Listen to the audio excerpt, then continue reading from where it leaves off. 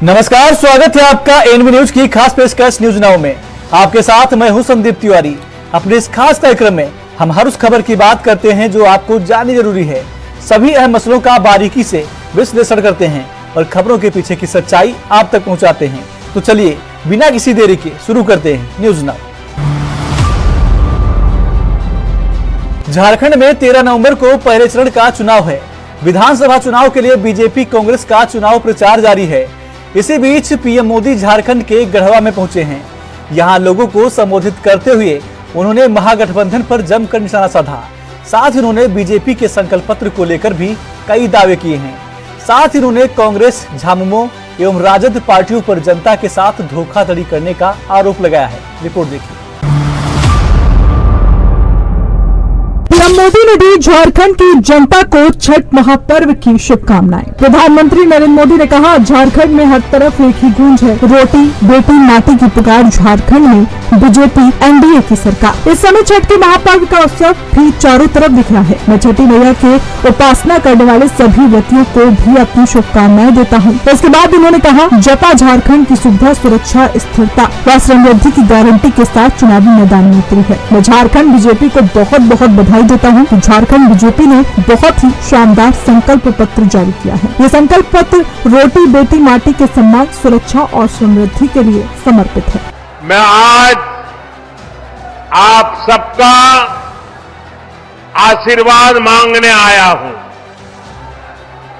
आज झारखंड में हर तरफ एक ही गुंज है, रोटी बेटी माटी की पुकार। झारखंड में भाजपा एनडीए सरकार। मैं फिर से बुलाता हूं, बोलेंगे? सब बोलेंगे?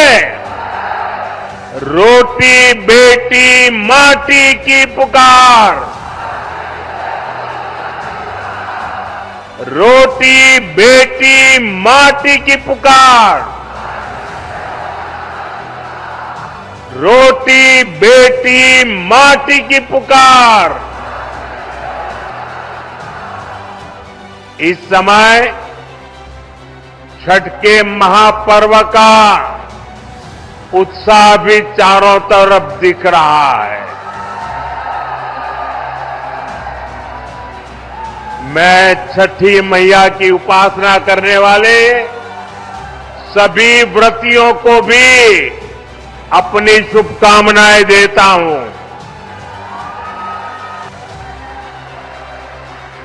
साथियों, भाजपा झारखंड की सुविधा, सुरक्षा, स्थिरता और समृद्धि की गारंटी के साथ चुनावी मैदान में उतरी है। मैं झारखंड भाजपा को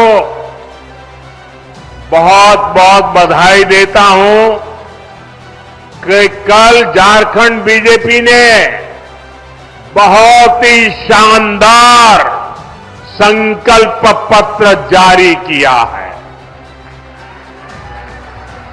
ये संकल्प पत्र रोटी बेटी और माटी के सम्मान, सुरक्षा और समृद्धि के लिए समर्पित है। माताओं, बहनों, बेटियों के लिए, उनके कल्याण के लिए, उनके हकों के लिए इसमें अनेक संकल्प लिए गए हैं। बीजेपी का गारंटी पूरा करने का ट्रैक रिकॉर्ड। प्रधानमंत्री नरेंद्र मोदी ने कहा, एक तरफ बीजेपी का गारंटी पूरा करने का ट्रैक रिकॉर्ड है, वहीं दूसरी तरफ जेएमएम, कांग्रेस, आरजेडी के झूठे वादे। इन्होंने 5 साल तक माताओं बहनों के लिए कुछ नहीं किया। अब जब बीजेपी की योजनाएं सामने आई हैं, तब उन्होंने महिलाओं की आंख में धूल झोंकने के लिए नकल करके नई नई घोषणाएं की हैं। ये लोग नकल कर सकते हैं, लेकिन बीजेपी के पास जो नेक नियत है वो नेक नियत कहां से लाओगे। इसके साथ ही उन्होंने कहा झारखंड के नौजवानों में टैलेंट की कमी नहीं है, ये हमारे झारखंड के बेटे और बेटियां खेल के मैदान में झारखंड का जज्बा दिखाते हैं। झारखंड के युवाओं का सामर्थ्य बढ़े, उन्हें नए अवसर मिले, ये सरकार की जिम्मेदारी होती है। लेकिन जेएमएम, कांग्रेस और आरजेडी ने झारखंड के युवाओं के साथ धोखा ही किया है। उन्होंने झारखंड के नौजवानों को बेरोजगारी भत्ता देने का वादा किया था, लेकिन वादा पूरा नहीं किया।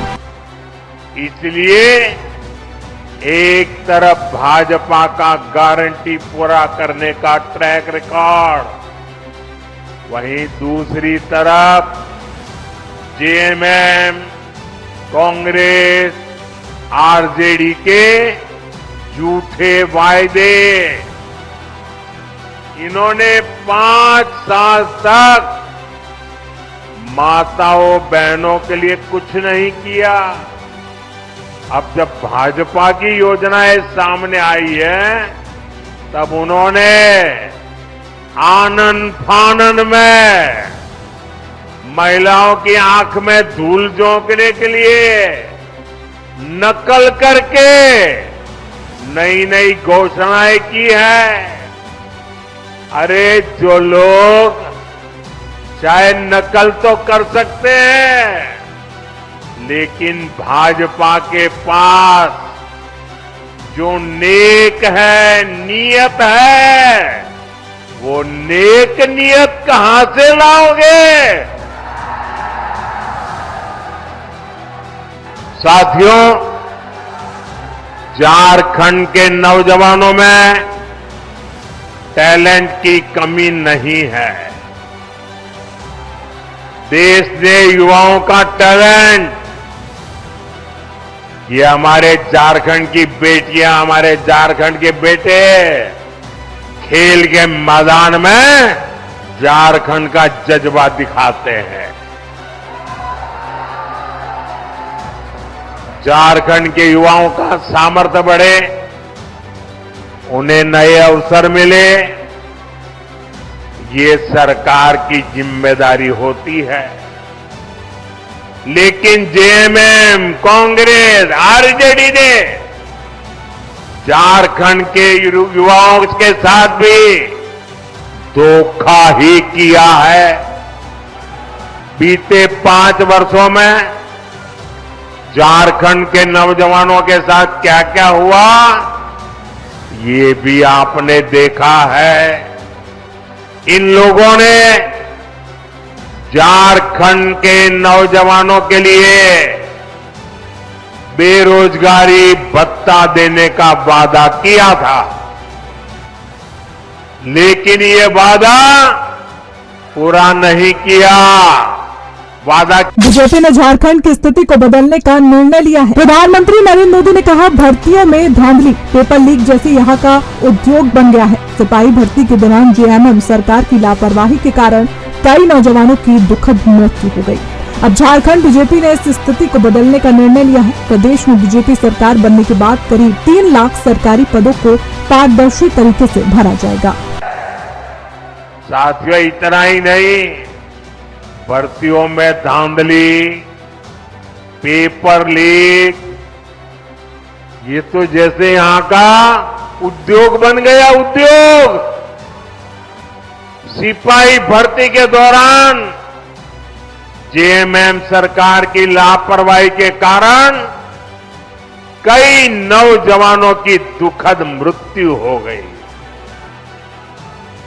अब झारखंड भाजपा ने इस स्थिति को बदलने का संकल्प लिया है। झारखंड में भाजपा सरकार बनने के बाद 3 लाख सरकारी पदों को पारदर्शी तरीके से भरा जाएगा।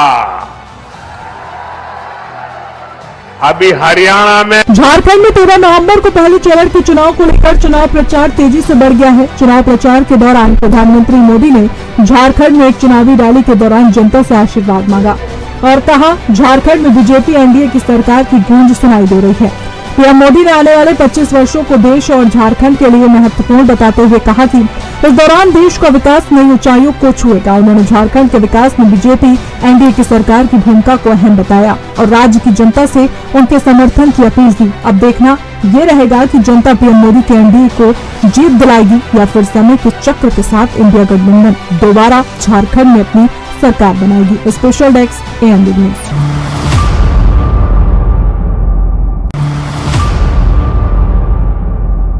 कांग्रेस नेता और वायनाड लोकसभा उपचुनाव के लिए यूडीएफ उम्मीदवार प्रियंका गांधी वाड्रा ने बीजेपी पर वायनाड में चुनावी रैली के दौरान जमकर हमला बोला है। प्रियंका गांधी ने अपने प्रचार के दूसरे दिन सुल्तान बाथरी विधानसभा क्षेत्र के केनचिरा में एक नुक्कड़ सभा को संबोधित किया। इस दौरान प्रियंका गांधी ने चुनाव प्रचार के दौरान एनडीए सरकार पर कई आरोप लगाए हैं। उन्होंने यहां तक कह दिया कि जुलाई में वायनाड में आई भूस्खलन आपदा का राजनीतिकरण किया जा रहा है। रिपोर्ट देखिए। बीजेपी की राजनीति विभाजनकारी। कांग्रेस महासचिव प्रियंका गांधी ने कहा कि यहां तक कि लोगों को बहुत दर्द देने वाली आपदा का भी भाजपा ने राजनीतिकरण किया। हम ऐसे मोड़ पर खड़े हैं जहां आपको अपने देश, अपनी जरूरतों और अपने देश में आप किस तरह की राजनीति चाहते हैं, इसके बारे में सोचना चाहिए। भगवा पार्टी पर निशाना साधते हुए प्रियंका गांधी ने कहा कि भाजपा की राजनीति की विशेषता नफरत, गुस्सा, विभाजन और विनाश है। उन्होंने कहा कि लोगों के असल मुद्दों को नजरअंदाज किया जा रहा है और उनकी समस्याओं का समाधान नहीं हो रहा है। बेरोजगारी अब तक के उच्चतम स्तर पर है और कीमतें लगातार बढ़ रही हैं, जिसके रुकने का कोई संकेत नहीं है। प्रियंका गांधी ने किया राहुल गांधी की भारत जोड़ो यात्रा का जिक्र। इसके बाद वायनाड निर्वाचन क्षेत्र से कांग्रेस उम्मीदवार प्रियंका गांधी वाड्रा ने कहा कि जब बहुत से लोगों को लगा कि अब कोई उम्मीद नहीं बची है और हम सभी सोच रहे थे कि क्या करें, हम भाजपा की इस अपार नकारात्मक शक्ति और उनके द्वारा फैलाए जा रहे दुष्प्रचार से कैसे लड़ेंगे। मेरे भाई ने एकता और शांति के नाम पर कन्याकुमारी से कश्मीर तक 4000 किलोमीटर पैदल चलने का फैसला लिया। आपने ही उसे ऐसा करने का साहस दिया। आपके पास स्वतंत्रता सेनानियों का इतिहास है जिन्होंने अंग्रेजों से लड़ाई लड़ी। आपके पास एकता की संस्कृति और परंपरा है। आपकी इस भूमि में एक समृद्ध परंपरा, इतिहास, अपार प्राकृतिक सौंदर्य और क्षमता है। When so many people believed that there was no hope left, and we all were wondering what to do, how are we going to fight this immense negative power of the BJP and the propagandas they were spreading, my brother decided to walk 4,000 kilometers from Kanyakumari to Kashmir in the name of unity and peace. എല്ലാവരും വിചാരിച്ചു നമുക്കൊരു പ്രതീക്ഷയില്ല, ബിജെപിയുടെ ഈ വലിയ നുണപ്രചരണത്തെ നമ്മൾ എങ്ങനെയാണ് പ്രതിരോധിക്കുന്നത്, ഒരു വഴിയുമില്ല എന്ന് ഒരുപാട് പേര് വിശ്വസിച്ചിരുന്ന സമയത്ത് ഈ രാജ്യത്ത് സമാധാനത്തിന് വേണ്ടി, ഐക്യത്തിന് വേണ്ടി എന്റെ സഹോദരൻ കന്യാകുമാരിയിൽ നിന്ന് കശ്മീർ വരെ നടക്കാൻ തീരുമാനിച്ചു. It's you who gave him the courage to do that, the strength to do that, to walk 4,000 kilometers and then to travel from Manipur to Mumbai, another 4,000 kilometers. Speaking of peace, of love and brotherhood, in an atmosphere where hatred was being spread, anger was being spread, and divisions were being spread between the people of India. രാജ്യത്തെ ജനങ്ങൾക്കിടയിൽ ദ്വേഷവും വിദ്വേഷവും കോപവും എല്ലാം പറന്നുകൊണ്ടിരുന്ന ഒരു സാഹചര്യത്തിൽ കന്യാകുമാരിയിൽ നിന്ന് കശ്മീർ വരെ 4000 കിലോമീറ്റർ നടക്കാൻ, മറ്റൊന്നൊരു 4000 കിലോമീറ്റർ മണിപ്പൂരിൽ നിന്ന് ബോംബെ വരെ യാത്ര ചെയ്യാൻ, എന്റെ സഹോദരന് ഐക്യത്തിന് വേണ്ടി, സാഹോദര്യത്തിന് വേണ്ടി സംസാരിച്ചുകൊണ്ട് യാത്ര ചെയ്യാൻ എന്റെ സഹോദരന് കരുത്ത് നൽകിയത്, ശക്തി നൽകിയത് നിങ്ങളാണ്, ഇവിടുത്തെ ജനങ്ങളാണ്. And you gave him that strength and courage. You recognized his fight for what was right and for the truth, because you are the people of Wayanad. നിങ്ങൾ എന്റെ സഹോദരന്റെ കരുത്ത് നൽകി. അദ്ദേഹം സത്യത്തിന് വേണ്ടിയാണ് പോരാടുന്നതെന്ന് നിങ്ങൾ തിരിച്ചറിഞ്ഞു. എന്തുകൊണ്ടെന്നാൽ വയനാട് എന്ന് പറഞ്ഞ സ്ഥലത്തെ ജനങ്ങളാണ് നിങ്ങൾ. You have a history of freedom fighters who fought the British for free India. ബ്രിട്ടീഷുകാർക്കെതിരെ ഒരു സ്വതന്ത്ര ഇന്ത്യക്ക് വേണ്ടി പോരാടിയ സ്വാതന്ത്ര്യ സമര സേനാനികളുടെ ഒരു ചരിത്രം നിങ്ങൾക്കുണ്ട്. You have a culture and a tradition of unity. നിങ്ങൾക്ക് ഐക്യത്തിന്റെ ഒരു സംസ്കാരവും ഒരു പാരമ്പര്യവും നിങ്ങൾക്കുണ്ട്. Whether it is Muslims, Christians, Hindus, all of you have lived here peacefully and known and understood that progress can only come if all of you live peacefully ഇവിടെ together. ഹിന്ദുക്കളും മുസ്ലിങ്ങളും ക്രിസ്ത്യാനികളും വിവിധ മതവിഭാഗങ്ങളിൽപ്പെട്ട ആളുകൾ സമാധാനത്തോടുകൂടി ജീവിച്ചിട്ടുണ്ട്. നിങ്ങൾ മനസ്സിലാക്കിയിട്ടുണ്ട് എല്ലാവരും സാഹോദര്യത്തിൽ ജീവിച്ചാൽ മാത്രമേ നമുക്ക് പുരോഗതി സാധ്യമാകൂ എന്ന് നിങ്ങൾ മനസ്സിലാക്കിയിട്ടുണ്ട്. You have a famous church here also, the Nadavayal Church. നിങ്ങൾക്ക് ഇവിടെ വളരെ പ്രസിദ്ധമായ ഒരു നടവയൽ പള്ളിയുണ്ട്. And your Puthari Mahotsavam, right? Puthari Mahotsavam നിങ്ങളെ is also very famous. Again, this is a festival that brings everybody together. അതുപോലെ നിങ്ങൾക്ക് പ്രസിദ്ധമായ പുത്തരി മഹോത്സവമുണ്ട്. ശരിക്കും പറഞ്ഞ ഈ ആഘോഷങ്ങൾ എന്ന് പറഞ്ഞാൽ എല്ലാ മനുഷ്യരെയും ഒരുമിച്ച് കൊണ്ടുവരുന്നതാണ് ഈ ആഘോഷങ്ങൾ. This land of yours has a very rich history, a rich tradition, so much natural beauty, so much potential. നിങ്ങളുടെ ഈ बीजेपी का एकमात्र उद्देश्य सत्ता में बने रहना। प्रियंका ने कहा कि राजनीति लोगों की समस्याओं को हल करने पर केंद्रित नहीं है। भाजपा का एकमात्र उद्देश्य सत्ता में बने रहना है, चाहे इसके लिए कोई भी कीमत चुकानी पड़े। प्रियंका गांधी ने लोगों से समर्थन मांगते हुए कहा कि अगर आप मुझे संसद में अपना प्रतिनिधित्व करने का मौका देते तो मैं आपको दिखाऊंगी कि मैं आपके लिए किसी और से ज्यादा मेहनत कर सकती हूँ। मैं हर जगह आपकी समस्याओं को उठाऊंगी, मैं आपके लिए लड़ूंगी और राज्य और केंद्र दोनों सरकारों पर दबाव डालूंगी। आपके साथ एक मजबूत योद्धा होगा जो आपकी जरूरतों के वक्त पीछे नहीं हटेगा। प्रियंका गांधी ने रविवार वायनाड में अपने चुनाव प्रचार की शुरुआत की है और उनके चुनावी कार्यक्रम के अनुसार वे 7 नवंबर तक केरल में रहेंगी। वायनाड उपचुनाव के लिए 13 नवंबर को मतदान होगा। लोकसभा चुनाव में राहुल गांधी वायनाड और रायबरेली दोनों सीटों से चुनाव जीते थे। बाद में उन्होंने वायनाड सीट खाली करने का फैसला किया, जिसके चलते वायनाड में उपचुनाव हो रहा है।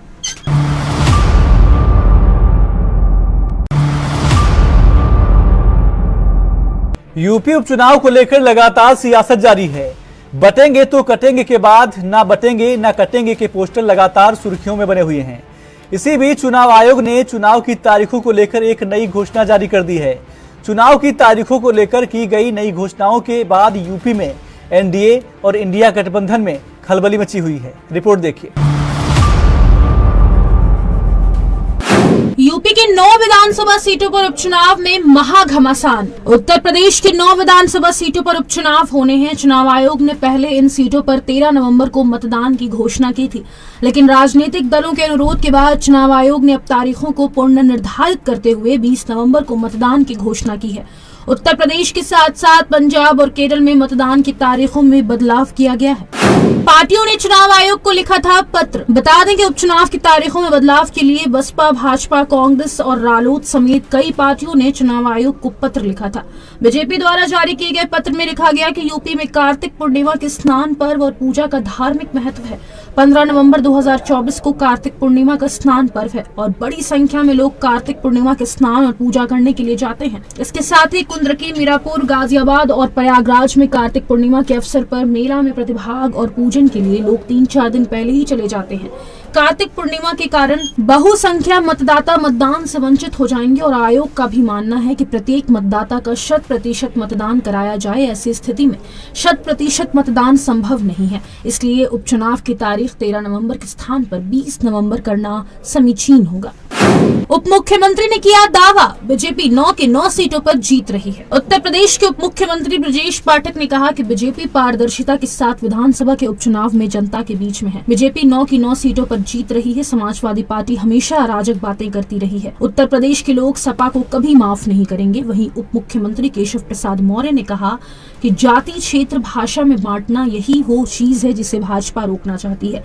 एक भारत श्रेष्ठ भारत, एक रहेंगे तो सेफ रहेंगे और विकसित और आत्मनिर्भर भारत बनेगा, शक्तिशाली भारत बनेगा। शुचिता के साथ, पारदर्शिता के साथ विधानसभा के उपचुनाव में जनता के बीच में है। चुनाव अच्छी स्थिति में है। भारतीय जनता पार्टी गठबंधन सहित सभी सीटों पर 9 की 9 सीटों पर भारतीय जनता पार्टी जीत रही है। समाजवादी पार्टी हमेशा अराजक बातें ही करती रही है।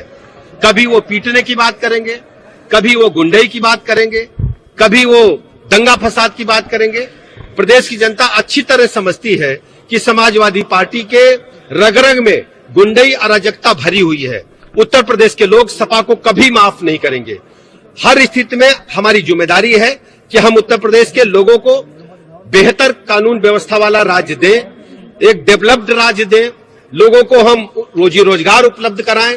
और ये व्यवस्था 17 से लेकर अब तक मैं कह सकता हूं उत्तर प्रदेश राज्य राष्ट्र का प्रथम राज्य डेवलप्ड स्टेट के रूप में बहुत तेजी के साथ आगे बढ़ रहा है। कानून के राज का जो एक परिभाषा होनी चाहिए उसको धरातल पर उतारने में हम सफल हुए हैं। लोगों का भरोसा सरकार के प्रति बढ़ा है, कानून के प्रति बढ़ा है। आज अपराधी भी त्राही त्राही कर रहे हैं। उत्तर प्रदेश में चतुर्मुखी विकास हो रहा है, ऐसा मैं कह रहा हूं। देखिए, जाति में बंटना, क्षेत्र में बंटना, भाषा में बंटना, यही तो भारतीय जनता पार्टी रोकना चाहती है। एक भारत श्रेष्ठ भारत, एक रहेंगे तो सेफ रहेंगे और विकसित भारत बनेगा, आत्मनिर्भर भारत बनेगा, शक्तिशाली भारत बनेगा। इंडिया गठबंधन में हम पूरी ताकत के साथ खड़े हैं। वहीं कांग्रेस के प्रदेश अध्यक्ष अजय राय ने कहा कि हम लोग मिलकर चुनाव लड़ रहे हैं। हम इंडिया गठबंधन में हम पूरी ताकत के साथ खड़े हैं।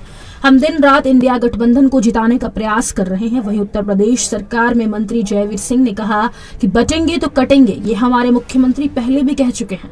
बांग्लादेश के हालात आपने देखे, अगल बगल के देशों की स्थितियां जो हैं वो इस बात की गवाह है। जब जब हिंदू बटा है तब तब नुकसान हुआ है। निश्चित हम लोग मिलकर लड़ रहे हैं, पूरी ताकत के साथ खड़े हैं इंडिया गठबंधन में। हम कांग्रेस पार्टी तो लड़ नहीं रही है, इंडिया गठबंधन के साथ खड़ी है। पूरे हमारे के कार्यकर्ता, कल कानपुर में हमारे सांसद किशोरी लाल जी ने, वहां के राष्ट्रीय सचिव लोगों ने कार्यालय उद्घाटन किया। हम लोग हमारे के कार्यकर्ता लगा है, दिन रात हम इंडिया गठबंधन को जिताने के लिए प्रयास कर रहे हैं। नहीं, इसमें कहाँ दो राय है। बटेंगे तो कटेंगे, ये तो हम लोग हमारे माननीय मुख्यमंत्री पहले भी कह चुके हैं।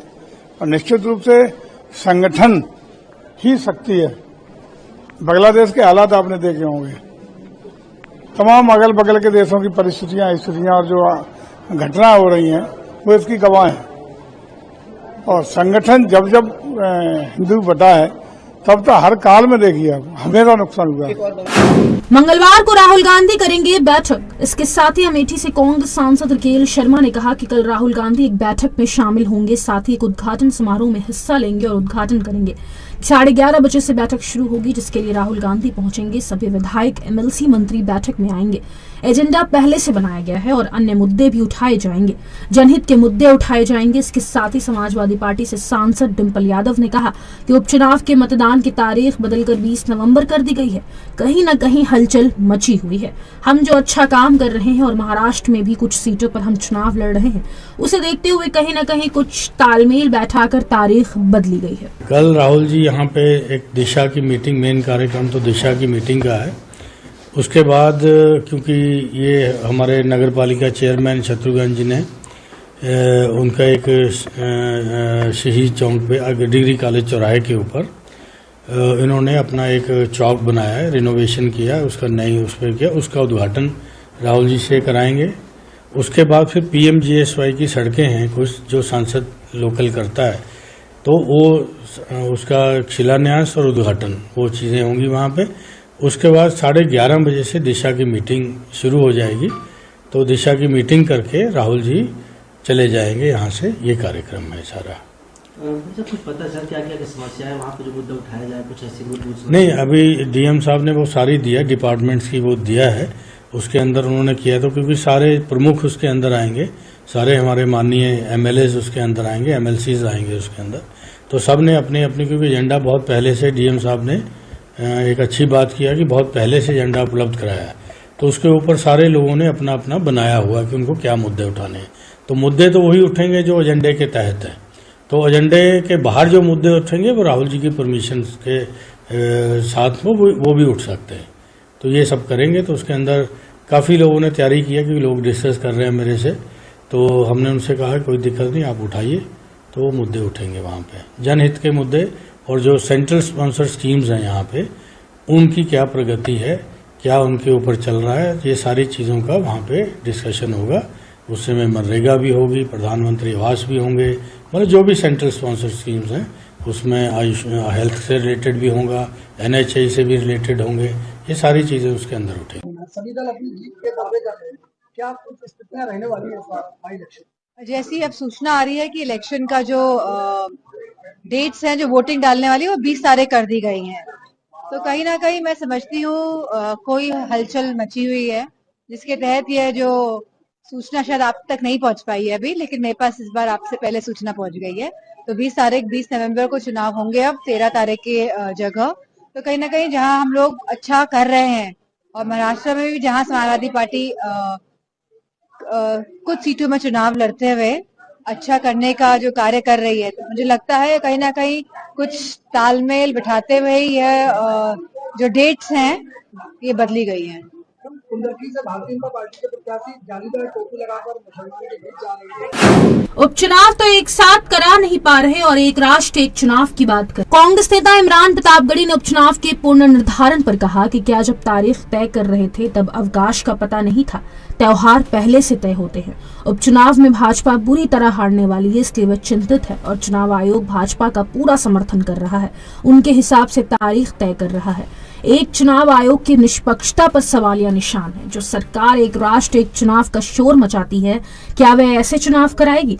उपचुनाव तो एक साथ करा नहीं पा रहे और एक राष्ट्र एक चुनाव की बात कर रहे हैं। क्यों? कारण क्या है? बताया जा रहा है कि कार्तिक पूर्णिमा की वजह से, क्योंकि अवकाश। तो क्या जब पहले डेट डिसाइड कर रहे थे तब अवकाश का पता नहीं था?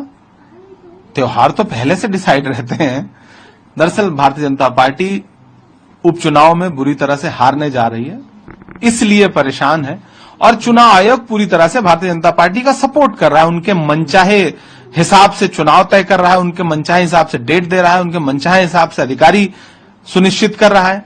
ये चुनाव आयोग की निष्पक्षता पर बहुत बड़ा प्रश्न चिन्ह है कि आप ऐसे कैसे, बिल्कुल चुनाव जब नजदीक आ जाए तो आप डेट आगे बढ़ा सकते हैं। पहली चीज। दूसरी महत्वपूर्ण बात यह है कि वन नेशन वन इलेक्शन का ढिंढोरा पीटने वाली सरकार इस तरह से वन नेशन वन इलेक्शन कराएगी। आप बाई इलेक्शन साथ में नहीं करा पा रहे हैं दो राज्यों के विधानसभा चुनावों के साथ, और आप बात कर रहे हैं वन नेशन वन इलेक्शन की।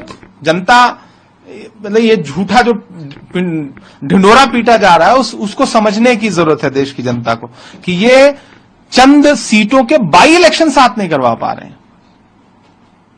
और मुझे लगता है कि कितनी भी डेट आगे बढ़वा लें, जनता जान रही है कि भारतीय जनता पार्टी के लिए इन उपचुनाव में कुछ नहीं बचा है। अखिलेश यादव ने फूलपुर विधानसभा सीट से मुस्तफा सिद्दीकी को, कठेरी विधानसभा सीट से शोभावती वर्मा को और मंझवा सीट से डॉक्टर ज्योति बिंद को मैदान में उतारा है।